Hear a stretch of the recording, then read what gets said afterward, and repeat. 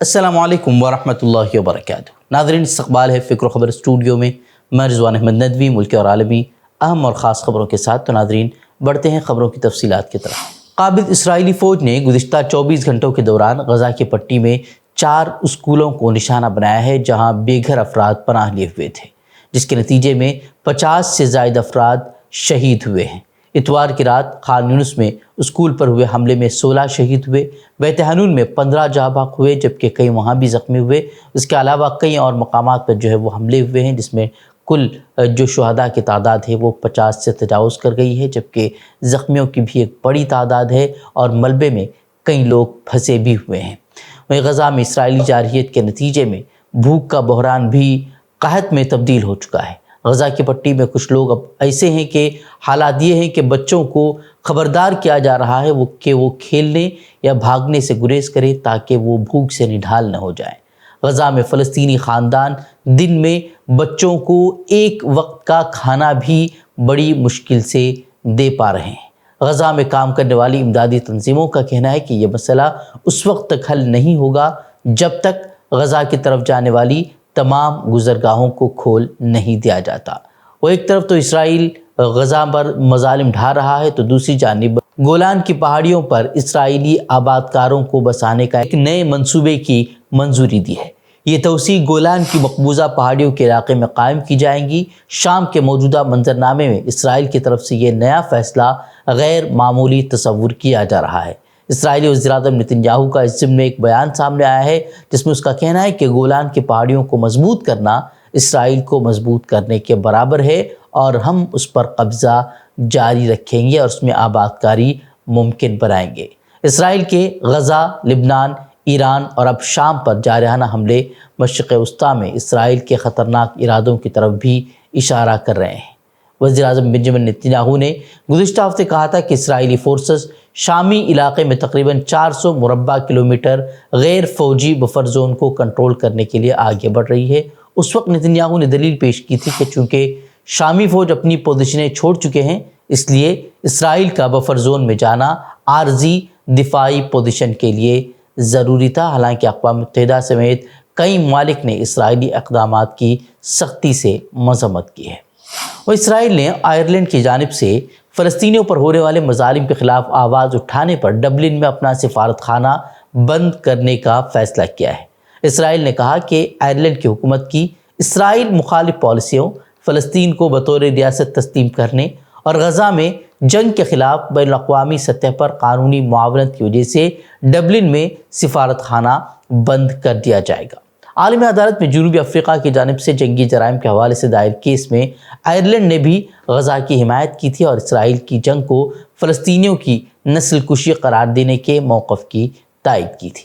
Ireland کے وزیر اعظم نے اسرائیل کے فیصلے پر کہا کہ یہ فیصلہ افسوسناک ہے اور ہماری حکومت اور قوم ہمیشہ انسانی حقوق اور بین الاقوامی قانون کے ساتھ کھڑی رہے گی۔ شام میں بشار الاسد حکومت کے خاتمے کے بعد اب قطر بھی شام میں سفارت خانہ دوبارہ کھولنے پر غور کر رہا ہے۔ قطر کی وزارت خارجہ کی جانب سے جاری بیان میں کہا گیا ہے کہ قطر کی جانب سے ایک وفد دمشق پہنچ چکا ہے تاکہ شام میں سفارت خانے کی بحالی کے لیے راستہ بنایا جائے۔ بتا دیں کہ دمشق میں قطر کا سفارت خانہ جولائی 2011 میں بند کر دیا گیا تھا، جب اس وقت کے صدر بشار الاسد نے مظاہرین کے خلاف بدترین کارروائیاں شروع کی تھی اور وہاں قتل عام مچا دیا تھا۔ بتا دیں کہ اس سے قبل ترکی نے بھی شام میں سفارت خانے کی بحالی کے لیے کام شروع کرنے کا اعلان کر دیا ہے۔ اور شام میں نئی حکومت کے اقتدار میں آنے سے حزب اللہ کے لیے پریشانیاں کھڑی ہو گئی ہیں۔ اس کی تصدیق خود حزب اللہ کے سربراہ نے کی ہے۔ ان کا کہنا ہے کہ نئی حکومت کے آنے کے بعد ایران سے شام کے راستے عسکری سپلائی لائن فی الحال معطل ہو گئی ہے۔ حزب اللہ کے سربراہ نے اس امید کا بھی اظہار کیا ہے کہ شام کی نئی حکومت عسکری سپلائی کے اس راستے میں رکاوٹ نہیں بنیں گے۔ حزب اللہ کے سربراہ نے بشار حکومت کے خاتمے کے بعد اسرائیل کے گولان کی پہاڑیوں کے بفر زون میں قبضے پر بھی تشویش کا اظہار کیا ہے اور کہا ہے کہ شام کو خطرناک توسیع پسند دشمن کا سامنا ہے۔ انہوں نے نئی حکومت سے اسرائیل کے ساتھ تعلقات استوار نہ کرنے کا بھی مطالبہ کیا ہے۔ الہ آباد میں وی ایچ پی کے پروگرام میں مسلمانوں کے خلاف زہر افشانی کرنے والے ہائی کورٹ کے جج جسٹس شیکھر یادو کو یوگی آدتیہ ناتھ کی شکل میں ایک بڑا حامی تو مل گیا ہے، مگر یہ حمایت انہیں جواب دہی سے نہیں بچا پائے گی۔ سپریم کورٹ جو اس معاملے کا نوٹس لے چکا ہے، اس نے الہ آباد ہائی کورٹ سے اس معاملے کی تفصیل طلب کر لی ہے اور اس کا جائزہ بھی وہ لے رہا ہے، جس کے بعد جسٹس شیکھر کو اپنا موقف پیش کرنے کے لیے سپریم کورٹ کے کالجیم کے سامنے پیش ہونا پڑ سکتا ہے۔ سپریم کورٹ کی جانب سے جاری ایک بیان میں کہا گیا کہ اعلیٰ عدالت نے جسٹس شیکھر کمار یادو کے خطاب سے متعلق اخباری خبروں کا نوٹس لیا ہے اور الہ آباد ہائی کورٹ سے اس پر تفصیلات طلب کی ہے۔ رائج طریقہ کار کے مطابق اگر کسی جج کے بیانات پر سپریم کورٹ کالجیم رپورٹ طلب کرتا ہے تو جج کو بھارت کے چیف جسٹس کی قیادت میں کالجیم کے سامنے اپنا موقف رکھنے کا موقع دیا جاتا ہے۔ سپریم کورٹ کے ذرائع کے مطابق جسٹس یادو کو بھی اسی روایت کے تحت طلب کیا جا سکتا ہے۔ بتا دیں کہ وی ایچ پی کے پروگرام میں یکساں سول کوڈ کی حمایت کے نام پر مسلمانوں کے خلاف متنازع ریمارکس دینے والے جج کے بیان کی ویڈیو وائرل ہونے کے بعد سیاسی جماعتوں نے سخت رد عمل کا اظہار کیا تھا اور اپوزیشن نے ان پر نفرت انگیز تقریر کا الزام عائد کیا تھا اور کئی سینئر وکلاء نے بھی ایسے ججوں کو عدالت سے ہٹانے کا مطالبہ کیا تھا۔ ہاں، یہ الگ بات ہے کہ ان کی حمایت میں بی جے پی اور خود یو پی کے وزیر اعلیٰ جو ہے وہ اترائے ہیں، لیکن دیکھنا اہم ہوگا کہ سپریم کورٹ ان کے خلاف کیا ایکشن لیتا ہے۔ یو پی کے بلند شہر کے جہانگیر آباد کوتوالی علاقے میں دلت برادری کے ایک بارات پر شرپسند عناصر نے حملہ کر دیا۔ واقعے میں دولہے کو گھوڑی سے اتار کر مار پیٹ کی گئی اور باراتیوں کے ساتھ زیادتی بھی کی گئی۔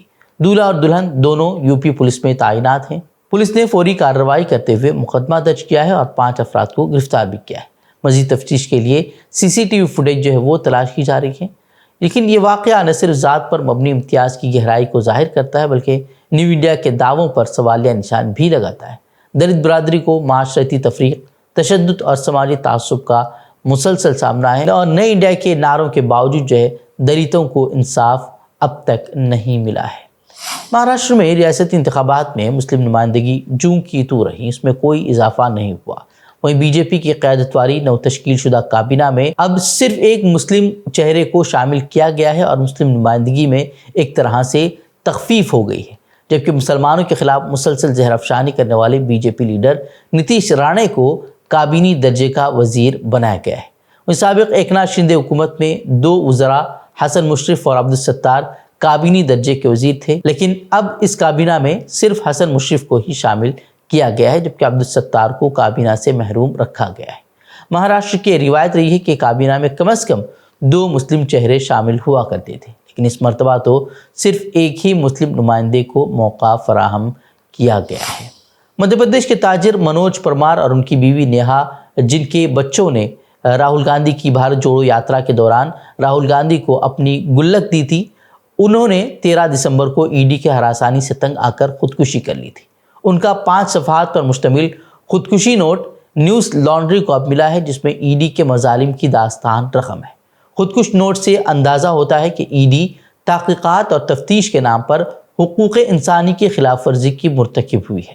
نوٹ کے مطابق ای ڈی کے اہلکاروں نے منوج پرمار کے گھر کے سبھی کیمرے بند کر دیے تھے، پرمار کو زد و کوب کیا تھا، اس کے گھر والوں کو ایک کمرے میں بند کر دیا تھا اور کوئی پنچ نامہ کیے بغیر 10 لاکھ روپے اور 70 گرام سونا جو ہے وہ ضبط کیا تھا۔ 5 صفحات پر مشتمل نوٹ میں بتایا گیا ہے کہ ای ڈی کے اہلکاروں نے منوج پرمار سے کہا تھا کہ ان کے خلاف یہ چھاپہ مار کارروائی کانگریس کے لیے ان کی حمایت کا نتیجہ ہے۔ نوٹ میں کہا گیا ہے کہ اگر آپ کا خاندان بی جے پی کے ساتھ ہوتا تو آپ کے خلاف کوئی مقدمہ نہیں بنتا، اس طرح کی باتیں ای ڈی نے کہی۔ وہ ای ڈی کے اہلکار سنجیت ساہو کا نام لیتے ہوئے پرمار کے نوٹ میں کہا گیا ہے کہ اس افسر نے پہلے گالی گلوچ شروع کی اور پھر اس نے منوج پر حملہ بھی کیا۔ ساہو نے پرمار سے یہ بھی کہا کہ اگر آپ مقدمات ختم کرنا چاہتے ہیں اور اپنے گھر والوں کو بچانا چاہتے ہیں تو اپنے بچوں کو بی جے پی میں شامل کروائیں اور راہل گاندھی کے خلاف ایک ویڈیو ریکارڈ کرائیں۔